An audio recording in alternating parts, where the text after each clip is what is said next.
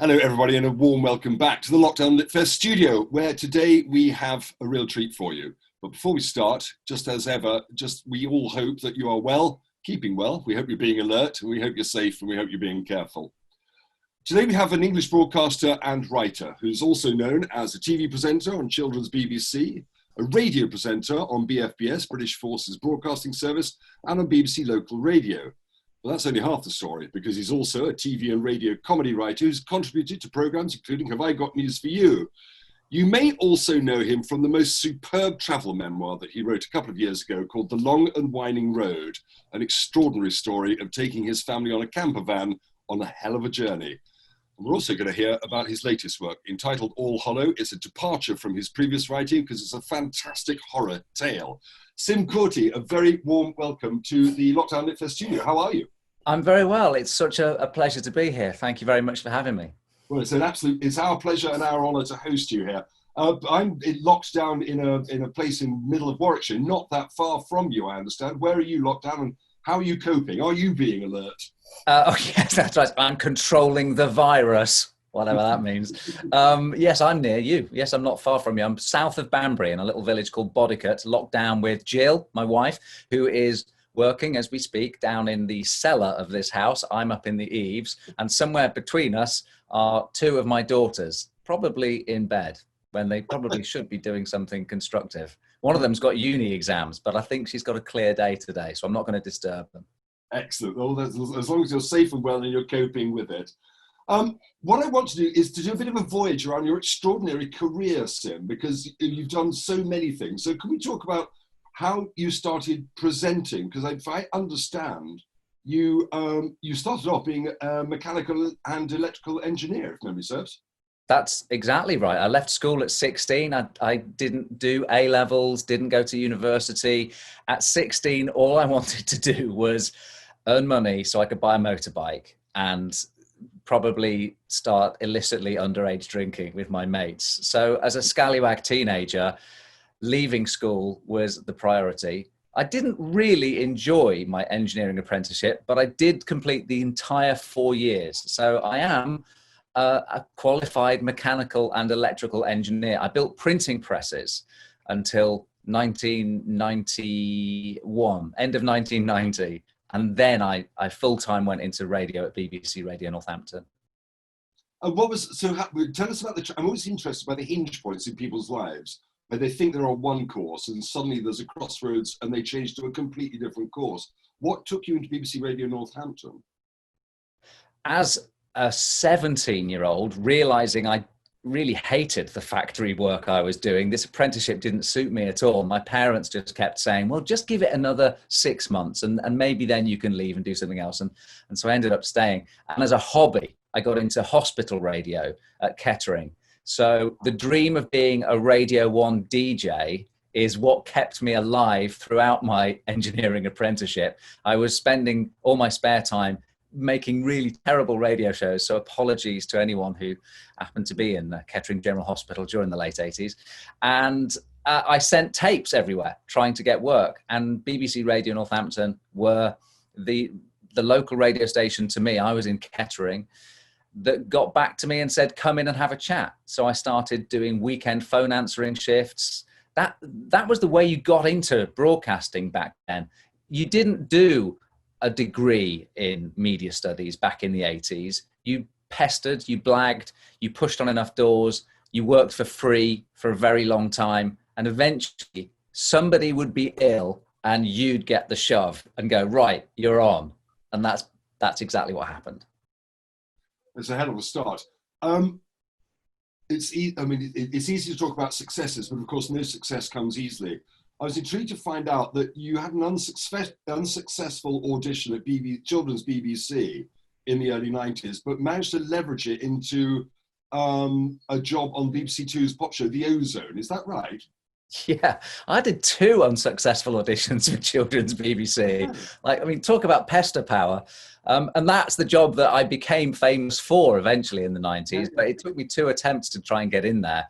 The first audition, I don't think they were looking for anyone actively at that point. So it was just a kind of get to know you audition and no job appeared. And then About a year later, after pestering and pestering, they invited me in again, and I did another audition, and Zoe Ball got that job. She's done very well after that, so you know that's fine. And Zoe and I are on very good terms about the whole thing. And then I eventually got a children's BBC job, a full 18 months after that. But you're right. In the meantime, I was such a pest, phoning them up and just seeing if there were any opportunities, that the boss of that department did give me a little freelance opportunity to present on a pop show called The Ozone, which went out on BBC Two. It was made by the children's presentation department. It was the first time I'd met Andy Peters. He directed my first film. So I got to know the whole of the children's pres department, Toby, Andy Peters, all those people, while interviewing Damon Albarn and Tom Jones and people like that. So my mum was very thrilled that I got to meet Tom Jones. Did it feel good at the time? Did it feel like, oh, this is the career? I found my niche. I knew I wasn't going to be an electrical or mechanical engineer. This is what I want to do. Absolutely. All I wanted to do back in the early 90s was live television, and there were very few opportunities to do it. Children's presentation, the broom cupboard links, as they were known, was one of the few places where you could be put in front of a camera, the red light will come on, and if you're doing the link into Neighbours, bear in mind this is pre-digital channels, you were just on BBC One, and that's pretty much all the kids had to watch. You were talking to anywhere between 8 and 9 million people. So that was the goal, to try and get on that channel, which I achieved. It took a bit of pester power, but I got there in the end. It was a circuitous route, and I had such a great time working there. And even now, here we are, 25 years later, people still remember Otis the Aardvark, who was my sidekick, and he gets way more recognition than I do. So there you go. Maybe I was the sidekick. Well, that's debatable. Do people still yell out in the street? How's Otis? So very occasionally. You just have to be the right age, because if you were watching children's BBC in 95 and 96, that makes you a certain age today. So most people don't recognize me at all. And that, of course, why would they? But very occasionally I'll bump into someone and they'll kind of do that little double take and go, do I know you off the top? And I go, yeah. And I tell them, they go, oh, Otis, yeah. They always ask how he is. And then I depending on their age, I either say he's fine, he's running a toffee farm in Peru, or I say he's fine, he's in a flight box in Dave's mum's house. It's nice to give people the backstory, exactly. What I'm interested in also is the birth of your writing career, because it seems to me that you sort of leveraged a presentation career, a presenting career, into writing game show formats and writing quiz shows. Can you talk us through how that transition works? So what I'm interested in is, I'm not going to say it's easy to present stuff. I know that it isn't, only too well, as I'm proving here. But then the will to write for other people comes from somewhere. And there's something very inspirational about the creative urge to not only present something that's already been done, but to write something for other people. Can you talk us through that a little? It's the inventiveness of it that drew me to it. I really enjoyed presenting. I enjoyed the fact that it's a huge team behind it. When I got to doing things like a live Saturday morning show, you've got a team of sort of 30 or 40 people there. And then all of that effort comes down to kind of one moment when you're on camera and you have to make it work. And I did enjoy that pressure. But it was the creative elements of the job that really drove me and inspired me. And that all happens off camera, behind the scenes. And it was the inventiveness of creating games and quiz show formats that drew me into that world. I basically just kind of invented one and told my agent at the time that I'd done this. And he put me in touch with a great guy called Stephen Leahy, who was at Action Time, a company at the time that don't exist anymore. And they optioned it, and then they tried to sell it. And I think Channel 4 may have optioned it. It never got made, but it took me into that world. And I started to realize, oh, this is something I could do when I'm not presenting. Because the thing is that if you're a TV presenter, people think it's a glamorous lifestyle. And of course it isn't, but also it's just not very well paid. There are a few TV presenters that you'll know, the household names that you always read in the papers. You know, Graham Norton's got another £1 million contract with the BBC or whatever. But for most people who are presenting the kind of shows that you would watch, throughout the day or maybe in the evening, and certainly in children's television. You might be working for a week to make a series, as I was, and you're quite well paid for that week, but then you might have nothing for another 6 months. So you have to find something else to do, really. And creating formats and games inspired me. It was the creative outlet I needed. So I did get into that world for quite a while. And it does still have a bit of a tie-in with the comedy writing, which I then went on to do, and the books that we're here to talk about at the LitFest, because at the heart of it is invention. And that's the part of my brain that's working. As a kid, I wanted to be an inventor. When I was 7, I made a sweet dispensing machine in my bedroom that required coins, had a coin drop switch, had a motor against an elastic band that catapulted little bubble gum balls down a chute. I loved all that stuff. So I think the invention part of my brain, which is kind of what took me into engineering, just kept whirring, and it took me into the creative writing. Beautifully described. You described books. Can we come to the first book, which I flagged up in the introduction? So what on earth possessed you to put your family into was it a VW, is it a T25 camper van and head around the world? And that's a hell of a decision, quite a big risk, I'd imagine. Well, I'll try and sort of sub it down. The story is obviously told in the book about how it came about. It was a passing comment by one of our daughters in a Burger King in Banbury, where we were talking about going traveling, and she just completely fed up with us, just kind of threw down her serviette and her fries and said, "This is ridiculous. You're always saying we'll go traveling and we never go." And Jill said, "Well, I'd go. It's your dad. He won't go. Not now. He's got a proper job." And because I was working on BFBS at the time and writing for Have I Got News For You, and I wasn't having it. The gauntlet was down. I said, "No way. I'll go like a shot. I don't care. I'll walk away from all of this. Let's go." And so that's what we did. It actually took a further 8 months to plan it, but the inspiration behind it, the why do it, was partly because Jill and I had never traveled. We'd never had that year out thing. And the kids were the right age to be able to take them out of school for a year without it being too damaging to their education. We timed it so that it would happen for the year before Ella, our eldest daughter, would start her GCSE years. So we kind of looked at the calendar and thought, you know what, this is the time to make that leap if we're going to do it. And it was just for the adventure. It was partly to get away and do something unusual. And the more we talked about it, it evolved to be, let's not fly from place to place. Let's drive, because the journey is the fun part. What are we going to do? Let's buy a camper van. Okay, what sort of camper van? We took advice. We bought one on eBay. We did it up. It was an evolution of an idea. It didn't pop into its finished form. So busking the Beatles on the way around came quite late in the planning stages. It didn't start as that. So busking the Beatles, I mean, the title is The Long and Whining Road, which is of course a reworking of the Beatles, famous like The Long and Winding Road. But all the money you donated to Unicef, which I think is just a fantastic thing to have done. Why Unicef, and how much did you raise busking? We came up with the idea of forming a ramshackle Beatles tribute band on the way home from Liverpool, having been to the city of my upbringing, to introduce Liverpool to the girls. They'd never been. And a part of that meant visiting John's house and Paul's house, which are both National Trust properties now. I thoroughly recommend a visit if you get the chance. And we went to the Beatles Museum at the Albert Dock. And on the way home, we were so inspired by our trip, and the girls were so passionate about the Beatles. And Edie had already been a Beatles fan for years. She loved them and had loads of their albums. That I can't remember who suggested it, but someone said, "Hey, on our drive around the world, we could busk Beatles songs and see if anyone recognizes them. I wonder how widespread they are in the world." And this idea really caught fire. By the time we got home, we'd basically, in our heads, become a band. We were going to buy the instruments on eBay and we were going to learn the songs.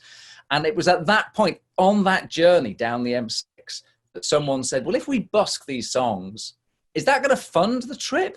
I mean, are we busking to pay our way?" And it was Jill who said, no, that's a really terrible idea. What we should do is we should busk, and we should give the money to a cause that we all believe in, so that if we're terrible, it doesn't really stop us traveling, but it'll also inspire people to follow the journey a bit. It'll give us a reason to get up in the morning if there's a good cause behind it. So that's what we did. And the reason we settled on Unicef is because it's a, you know, first of all, we needed a charity that's global, that would be recognized all over the world. And one that supported children seemed fitting, as our kids were kind of at the heart of this journey. It's just a fantastic idea. I mean, my parents in 1968 packed up a little Mini, not even a Mini Cooper, with my brother and I, and took us around pretty much every country in Europe for nigh on a year. And I found, I mean, it's incredibly inspirational for me because it introduces you to languages and so on. They say travel broadens the mind, of course. Is that how it worked with your daughters? What was their response to it? They absolutely threw themselves into it. It was like all good stories. There was an arc to their enthusiasm. There were dynamics. They started very enthusiastic, and then as we started to get closer and closer to the date of leaving, and we would be doing band rehearsals, it got a bit scary. Certainly when we did our first busking performance at the red wrought iron gates of Strawberry Fields Children's Home in Liverpool, that was scary. That the full reality then of what they'd agreed to hit them. And then for the first 2 weeks of the journey, it was a bit of a battle. Certainly with Ella. Ella was 13, and we just caught her in time to stop being a completely stroppy teenager about the whole trip. She was a stroppy teenager about the trip for the first fortnight, missing her friends, missing Facebook. And then slowly, once we've gone through a bit of adversity, it pulled us all together. And certainly within the first month of traveling, by the time we'd gone through France and across Italy, and the van had broken down and we were stranded, by then we were a very solid unit. That was the one biggest takeaway of the entire trip. 10 years on, when I look back on it, it was amazing, and we still talk about it all the time in our family. But the biggest thing that came out of that trip was the unity it gave to us as a family. We are still a really close gang with lots of shared jokes and humor, and it's because we spent a year in a van together. That's fantastic. It's so heartwarming to hear. For those of you that are interested, the book's called The Long and Whining Road. You'll have to read it to find out who was George, who was Paul. I can hold up a copy. I'm not sure whether it'll map. There you go. Hey, always have a copy of your book handy. This is author trick number one. Well done. Good back shot. Well done, Sim. True professional. Right, can we come to the latest book, which is a departure from pretty much everything you've done, or so I think. You worked, as I've said in the introduction, as you've mentioned, you have presented for British Forces Broadcasting Services, and I assume that you spent some time in Gibraltar, which leads us to your latest book, All Hollow, which is set very clearly and distinctly in Gibraltar. Can you talk to us how, well, two things really, actually, two questions packed as one.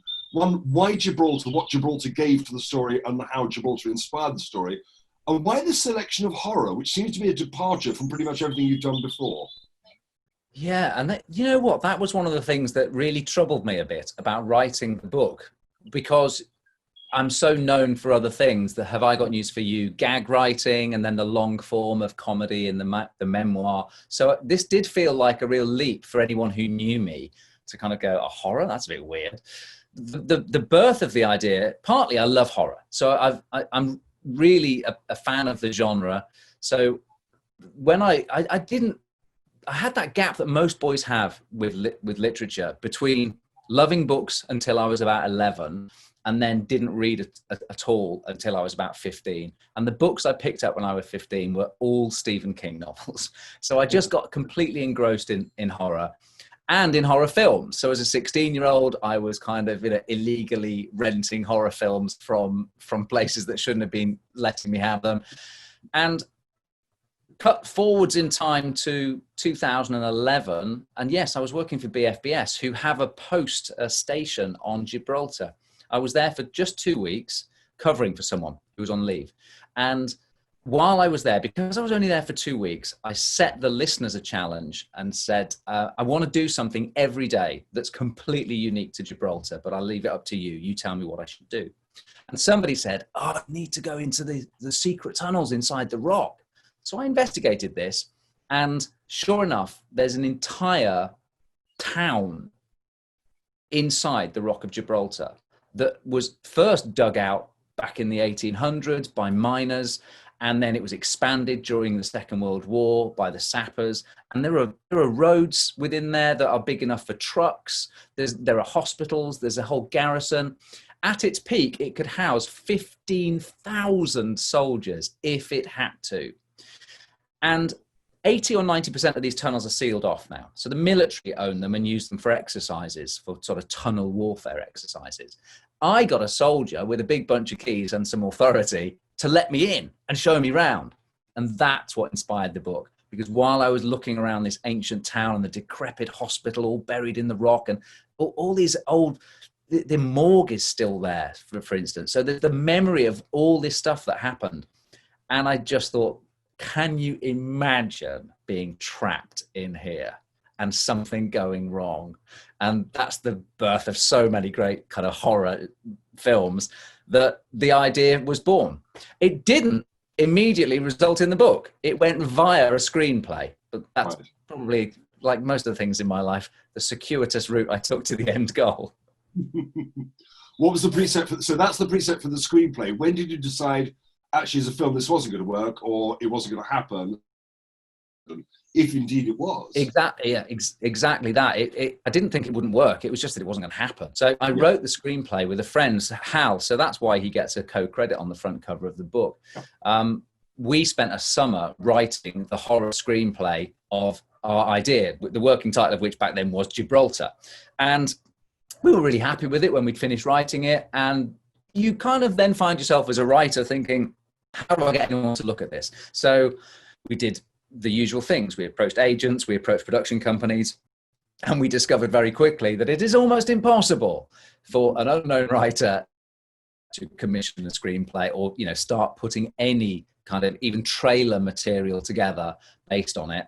So having pushed and pushed for a while, it started to gather dust. And I thought after about a year or so, I'd just finished another novel about the world of television, the world I come from, called which has never been published.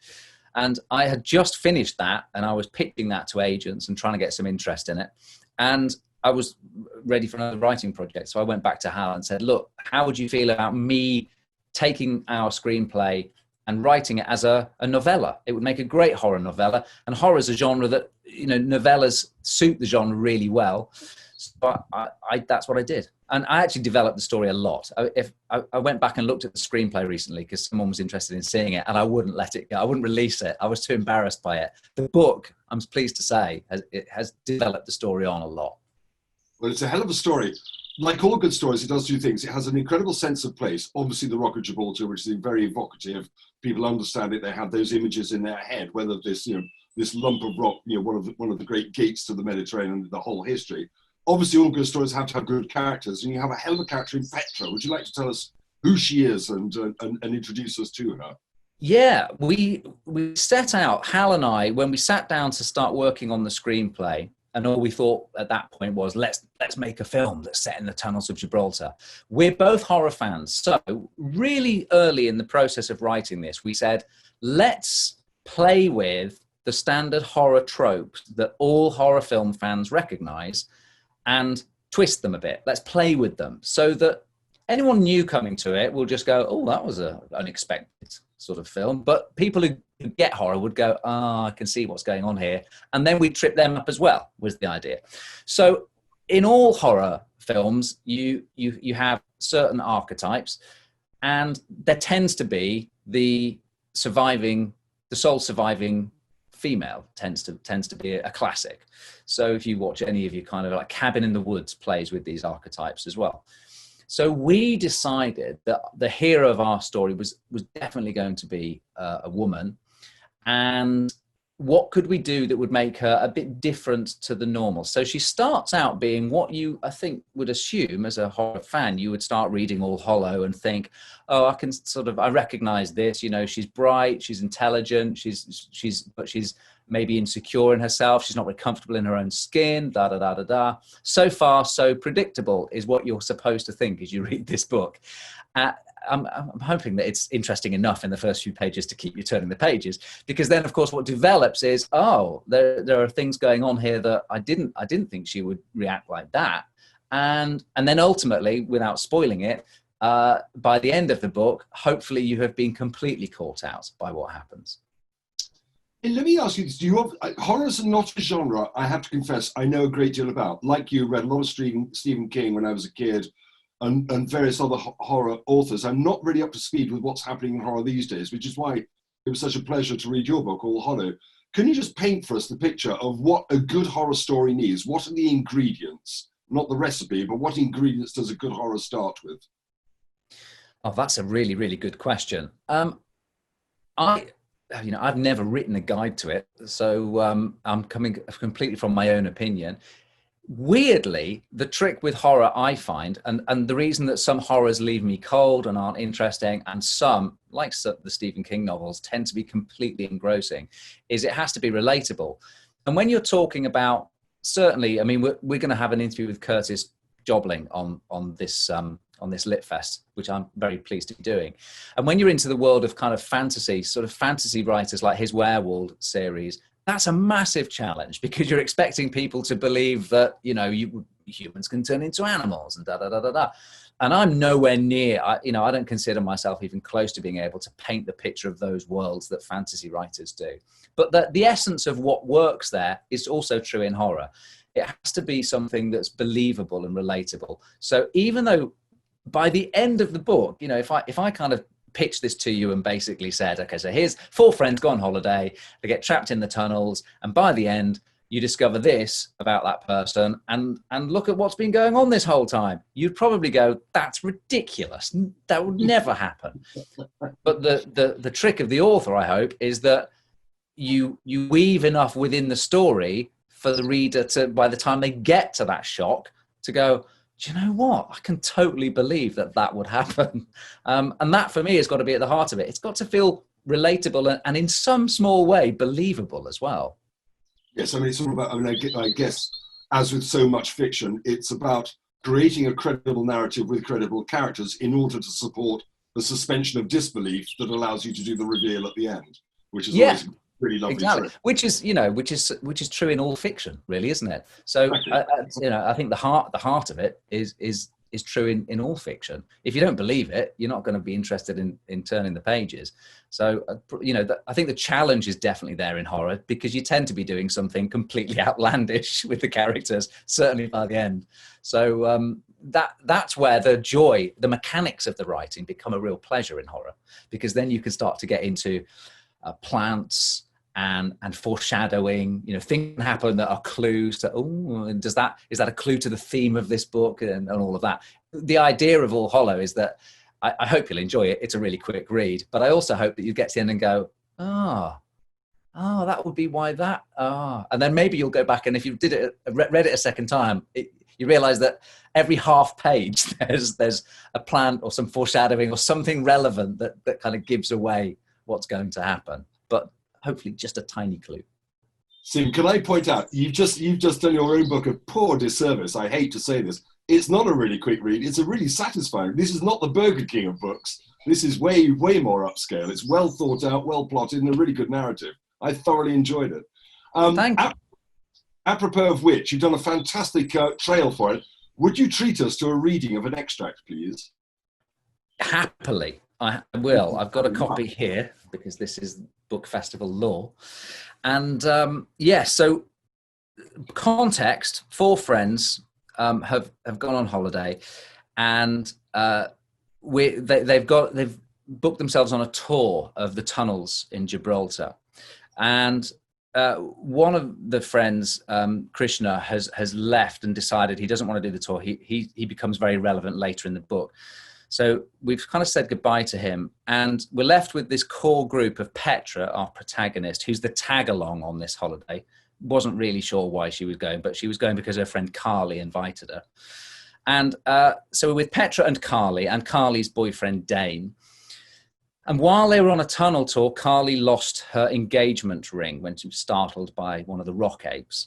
And they've persuaded Ed and Mary, who are the tour guides, to take them back into the tunnels illegally after dark, which is not allowed, to go and find the ring. So they've found their way into the secret depth of the tunnels that are normally sealed off and members of the public can never go to. And there's a little alcove in the side of the rock that clearly, through this old wrought iron gate, kids have been using as a den. It's strewn with litter. It's vile. It stinks. They're in that bit, and so they haven't really got to the heart of the tunnel yet, but they're just sort of finding their way in. And Carly thinks she sees something glinting, and she's just stooped down to look for it, and then just recoiled as she sort of peels the litter away. Petra gasped as she glimpsed the cause of Carly's shock. In the small hole Carly had excavated, buried under the damp rubbish, the light of the torches caught the dirty sheen of a fingernail on the tip of a finger. Petra swore. "What is that?" Ed asked, leaning closer. Dane used the toe of his trainer to push aside the surrounding waste, revealing a small, sallow, waxy hand. Carly gagged and pulled Dane away. The morbid reality struck Petra. "Is it a body?" Dane said, "Oh God, a kid." Carly coughed, a rasp of vomit scorching her throat. Mary stooped forward and swept an armful of crap aside to disclose not a dead child at all, but a dead ape. Petra breathed a huge sigh of relief and heard Dane whisper, "Oh, thank God," under his breath. The revulsion she'd felt a moment ago was replaced with a swell of sympathy within her. She crouched back down and stroked the creature's matted fur. "Poor thing, what happened to you?" Carly was still emitting claggy throat retches, but Dane, now fully composed, said, "You are properly weird, Petra." With a tenderness at odds with their surroundings, Petra gently pulled away the fallen animal's shroud of forgotten plastic and paper. Almost immediately, she lurched back in surprise. The torch beam showed that the ape was missing a leg. In its place was a mangled stump crawling with maggots, a spotlit glow of writhing life in a pit of death. This was the final straw for Carly, who staggered away in search of purer air. Petra wasn't horrified, but was mystified. What would do that? "Animals," suggested Mary. "A dog, maybe?" "Probably already injured," Ed mused, looking at the sorry beast. "Crawled in here to die. That's a good meal for a fox." "Can we please find my ring?" pleaded Carly from behind them, almost at the point of tears. "Roger that," Ed resumed his commander resolve. "Follow me, just through here." He disappeared under a low ridge. "Stay close and stay left. No tourist walkways down here. There's a nasty drop to the right." Petra's feet were heavy. She was gnawed at by unanswered questions and sluggish with regret for not being strong enough to leave when she had the chance. As her friends stooped into the passageway, consumed by the gloom, she dragged herself through the sad stench of the ape grave and onward into an unknown darkness. Wow. Beautifully read. I hate to say this, it's very odd seeing such a friendly, personable, engaging character read something so dark. It's sort of rather spooky. Yeah, I can see that because it's so weird. I get the weirdness because I get paid to write jokes and then for fun I write something. Although there are jokes in All Hollow, so that's the other good ingredient in a good horror. Actually, you need moments of levity, like all storytelling. You need the positive and the negative dynamic. So the gag writing didn't go to waste in this. Oh, I'll say not. I can't talk to another man that has experience of Gibraltar without asking the age-old question, because you refer to the Barbary macaques, the monkeys on the Rock of Gibraltar, as apes. Where do you sit on the ape versus monkey debate? I was told that the Barbary macaque is known locally as the rock ape. So I went with that. I don't have the David Attenborough definition of whether it is or it isn't, because people do still refer to them as monkeys. And in the book, I even have the characters go, no one mentioned the bloody monkeys. But yeah, the rock ape is the local kind of colloquial thing. What do you call them when you're there? They're true monkeys. They are called they're the rock apes, the Barbary apes. It's colloquialism, but they're properly monkeys. And they are a pest as well. So there are so many stories the locals have of the trouble that they get into. I'll tell you a small story. I was with some authors. We were up on the rock, and there was a lovely author, Professor Martin, we shall call him, who sometimes of a nervous disposition has a walnut that he's had in his pocket for donkey's years. So smooth is it rubbed. It's rubbed so smooth that it's got no sort of contours on it or anything. Within 2 minutes of him getting off the coach, after we got up to the top of the rock, or the cable car rather, a monkey had got into his pocket and walked off with his 20-year-old walnut that is sort of like a worry bead. He was devastated. They're little thieves is what they are. He's not getting that back. He's not getting that back. He had it opened and ate it within 2 seconds flat. You've set your stall out with this book, Sim, and thank you so much for the reading. And I do apologise for the rather mild swear word that Sim managed to introduce into that. Can you tell us what you're working on next? Are you setting your stall out to be a horror writer going forward? What are you working on now? I was already working on something before I did the horror book as an adaptation of that existing work I'd done. So I was already working on a kind of creepy mystery novel inspired by all the time that I spend up in Whitby, which is a favourite family holiday destination, has been for kind of 15 years. And of course, it's synonymous with Dracula and all of that. And there's a lot of really nice gothic horror references up there. So I came up with an idea for a book that I started to write before being distracted by this. So I might go back to that. I don't know how you're finding this lockdown. I'd be really interested to know if anyone watching feels the same way. But you spend your life trying to find the time to write, and then there's a global pandemic and you're told that you have to stay at home, and that should mean that you finish your novel or create something brilliant, and I can't do it. I don't feel inspired at the moment. I don't know whether it's the world events going on around us and everything just feels so chaotic, but my confession to other writers watching this is I'm not being very productive at all during this pandemic. It's not suiting my style. I don't feel inspired to write. So I've got work in progress, but I'm not really doing very much on it. So what are you doing? Well, I'm still working in communications. So I'm helping people in businesses to communicate with each other by writing their content slightly better. And that's all being done remotely now. So a lot of my time is filled with doing that. So helping people communicate. And of course, it's all happening remotely at the moment. And when I'm not doing that, I'm doing voiceovers. So I have a little voiceover booth up here in the eaves of the house. And I'm doing a little bit of broadcasting with some friends. So I was on BFBS over the weekend, just doing a little bit of fun and games. Nothing permanent, not a permanent show or anything. I don't think I have the time to commit to that, but I'm sort of just keeping myself busy, and I just want everything to sort of settle down again, I think, before I can focus. What about you? I mean, do you find this conducive to creativity? I think some people must, but it's not doing that for me.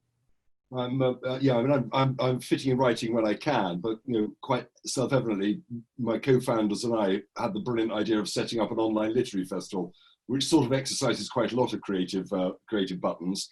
And of course, it's not just the three of us. We have a team behind us who are very kindly giving their time. We're all doing this pro bono for the time being, with the aim of giving some content to people that would normally go to a LitFest audience, and also, in the fullness of time, hopefully to raise some money for a lot of authors out there who are struggling. And your bigger question is an important one. Is this a time to be writing? And of course, people are starting. From my end, with the authors that I spoke to who have appeared on the show so far, some of them will find this is fantastic. They feel like authors, again, they don't have to do the publicity routine. They're not on author trips. They're not doing LitFest, in real world, in IRL. And some are like you, very much like you, Sim, saying it's all so discombobulating. They can't, they're too nervous or anxious or too distracted. You better sit down and write. It's a very weird dynamic. But at least, we're not having to fight for survival or fight for our lives. So I think we count ourselves lucky that we have these small troubles to deal with rather than the somewhat larger ones that so many people are having to deal with: loss of income, loss of business, loss of family members. Anyway. Yeah, exactly. We're all doing our best. Our job as creatives is to do something creative, because we'd all be useless in an ITU unit. Exactly. That's the way I look at it. Sim, thank you so much for coming to join us. Thank you so much for giving up so freely of your time. Thank you so much for the extract for the book. And thank you also, because you're going to be interviewing a friend to this festival, Curtis Jobling. So keep a lookout for that. Ladies and gentlemen, we hope you are all right. We hope you're keeping well. We hope that you're staying safe. We hope that you are being careful and being looked after and looking after the people that you love. Do have a look for Sim Courtie's, I keep saying Courtie, it's pronounced Courtie, isn't it, Sim? Is that right? Yep, Courtie, yeah. Courtie, I keep getting it right, I do apologise. On his author page on the Lockdown LitFest website, you'll find a button to buy his book, which is called All Hollow. And if you do a bit more digging out and like what he writes, you should point yourself to the Long and Whining Road, which is a fantastic travel memoir. Thank you to you for tuning in. As ever, keep safe. Cheerio.